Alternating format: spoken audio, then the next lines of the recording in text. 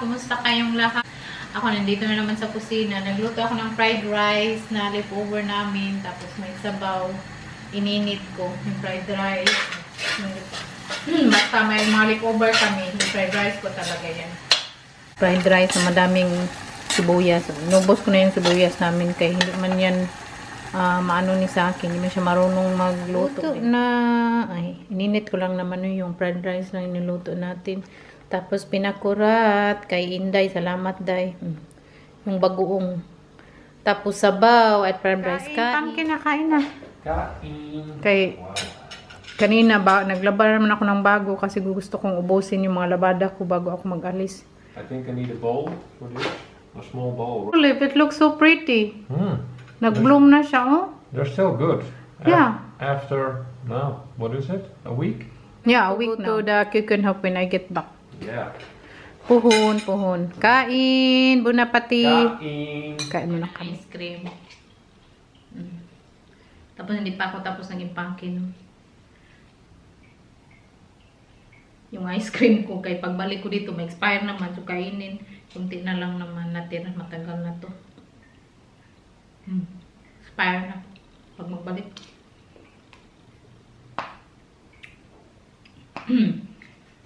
Ang sarap dito na ice cream ba kaya? Ano bitaw? Kaya may dark chocolate siya na Stukia. Stukia yung maliliit na dark chocolate na hiwa.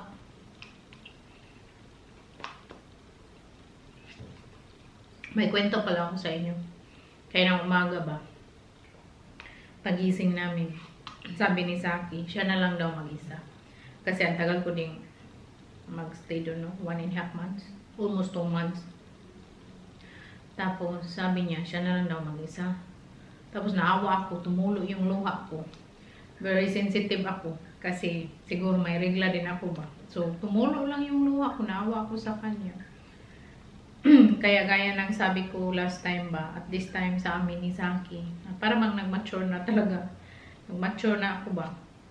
Kasi noon, madali talaga ako may ubos, no? Kahit kunting bagay, may ubos ako. Gusto na lang namin na magkasama lagi sa lahat ng bagay. Kahit saan kami mapunta, lalo na si Saki, sabi niya, mag-travel kami. Kung hindi ako mag-uwi sa Pinas, mag-travel sana kami sa Turkey. Mauwi man ako. So,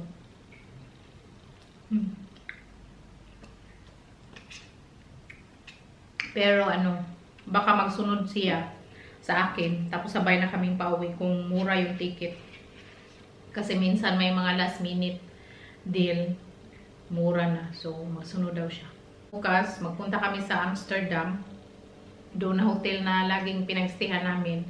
Yung malapit lang talaga sa Amsterdam. Schiphol sa airport. I think 3 minutes from the hotel. Tapos mag-train, mga 3 minutes lang. So, very convenient siya. Every time mag-uwi kami, mag-stay talaga kami doon. Kasi, ang layo dito. Tapos, last time, hindi kami na nag-stay ng hotel, no? At I think, siguro mga 2,000. Ano ba yun? Mga 2020. Hindi kami nag-hotel. Tapos, minsan, yung train, may sira pa, matagalan. So, maliit kami, parang magdagandagan na lang ba. So, at that moment, so na-realize namin ni Saki na mag-hotel na lang talaga tayo kasi ang layo from here kasi sa pinatirahan namin about mga 3 hours, more or less 3 hours. So, di ba ang layo by train. Bukas, punta kami, tapos mag-stay kami doon sa hotel, tapos pagkabukas, flight ko na. So, yun. Para hindi na kami ma-stress bitaw sa baka hindi mo makatch yung flight kasi ang layo pa, may mga berya sa train, yan. Dito sa Europe, may berya pa din yung mga train, no? Minsan maliit pa nga eh.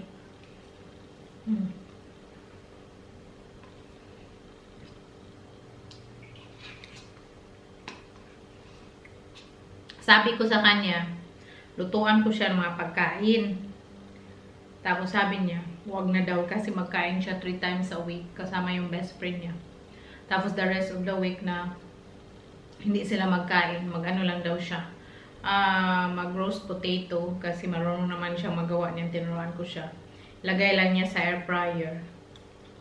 At mga vegetarian hamburger. Kasi most of the time, pag wala ako dito, Si Saki yung mga kinakain niya, mga vegetarian. Kaya, pag pumunta siya doon sa pinasunduin ko, ang payat-payat kasi, syempre, yung kinakain niya most of the time, vegetarian, wala talagang karne. Puro vegetarian, pero minsan kasi sa katawan natin, ano ka ba? Yung katawan, parang maghanap talaga ng karne ba? Kahit hindi naman, parati, no? Minsan talaga parang, gusto mong magkain ng steak, or ganyan, si Saki. Okay lang talaga sa kanya yan. Pero kumakain ko siya ng karne.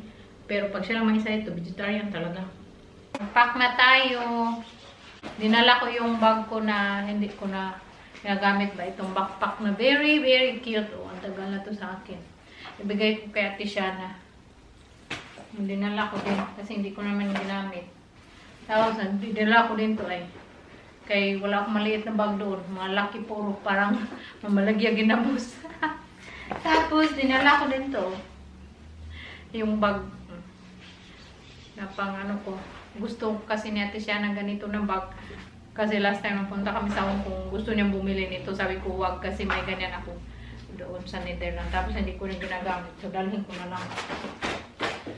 Hindi ko alam paano pagkasyahin yung bag ko. Kaya maliit. 25 kilo naman yung libre. Libre.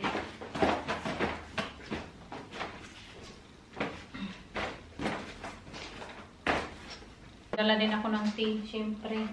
Tapos, perfume, pasalubong natin. Puno na. Wala na ba ilagay? Nalaruan ni Kyrie. Carry ko lang tayo. May battery na. Maglakad-lakad muna kami sa city. Kay maaga pa sa amin ng mga store. Magbili ako ng cleanser. Ito yung gustong bilhin ko. 1+1. Ito. Uy. Wala, nahulog siya. Nabuak siya. Sabihin ko yung yung nagtinda dito kay hinawakan ko tapos nahulog na sira. Sabihin ko sa kanya kung kailangan ko bang bayaran ko, no. Doon sa malapit sa amin wala man yung meron, no, yung bibilhin ko na facial cleanser ba, kaya lang nabasag ko yung isa. Buti na lang hindi ako pinabayad, nabasag ko. Tapos hanapin ko dito sa ibang tindahan kasi maganda yun ba, may vitamin C na yun. Saan na ba yun? Hanapin natin dito. Pareho lang din to. Bili ako nito, ay masarap siya pag pag mag-travel.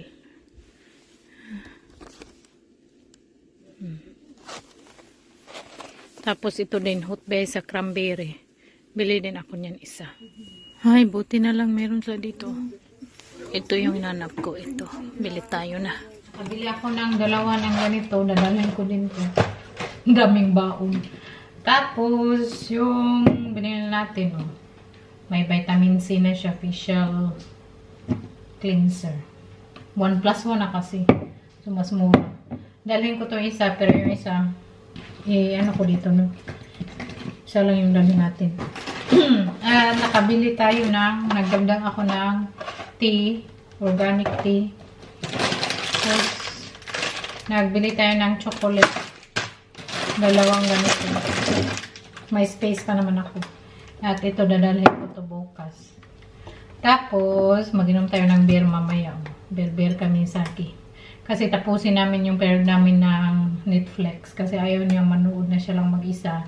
2 episode na lang. So, tapusin namin tonight. Kaya mag-inom kami. Sakto din kasi may regla ako ba para lalabas lahat. Lagay natin sa ref para malamig pag inom natin. So, ilagay ko to sa ating bag na para kusina. Dito naman tayo sa kusina. Sabi ni Saki, ayaw niya magpaluto. Sabi ko sa kanya, may 2 pang eggplant. O 2, hiniwa ko. Sabi ko sa kanya, anong gawin mo yan sa eggplant? Marunong ka bang magluto niyan? Sabi niya, hindi daw. Sabi ko, sayang man yan, itapon. Ang tataba pa ng eggplant. Sabi ko, gawin ko na lang yung i-grill ko na lang siya sa air fryer. Tapos, gawan ko na lang siya ng Greek pasta. So, nag-boiled ako ng Greek pasta. Kaya ayaw ko itapon, sayang. Lagay ko sa kanya. Lagay ko na lang sa freezer. Tapos lagyan ko siyang eggplant. Yung Greek pasta. Kung gusto niyang kainin, kainin niya, sabi ko. Kaya sabi, manya ayaw niyang magluto ako kaya magkain siya sa restaurant. Pero 3 times a week lang naman. Pero kainin niya to eh. Kaya paborito man niyang Greek. Buti na lang, naisipan ko. May talong pa pala. Nilagyan ko lang siya ng ano, sweet paprika powder at garlic powder. Tapos ilagay sa air fryer. Para may spice na ba. Nilagyan ko rin siya ng olive oil. Nilagyan ko siya ng ground beef. Pinabili ko pa sa supermarket. Yung Greek pasta ay para siyang rice. Ground beef. Garlic and onion. Tapos lagyan ng tomato sauce. Dami oh. Ito na yung Greek pasta ni Saki na may eggplant to. Lagyan ko na ng cheese. Dami nito eh. Siguro magkain siya nito. 1 week siyang magkain nito. Okay na to. Luto na. Yung eggplant nilakyan ko ng hiwa para hindi siya very messy kay pag niluto mo yung eggplant mo, malata siya ba. Okay na yan. Para siyang paella. Para mas yung cheese sa ibabaw. Tingnan nyo. Siniparit na ni Zaki yung ano. Wow. You made some Greek pasta. Yeah. 3, 4. I will put this in the fridge. No, in the freezer. Yeah, in the freezer. You put it in I the will put freezer. this in the freezer and this one in the fridge. This one I will eat it tomorrow. Oh my God, excited siya magkain. Eh? And I will finish this while you're in the Philippines. Yeah. But I think it needs to cool down It's a bit still, more. yeah, I think still a bit warm. Yeah, slightly. Bit. So, wow. Thank you, Pumpkin. Ikaw pa niyaw.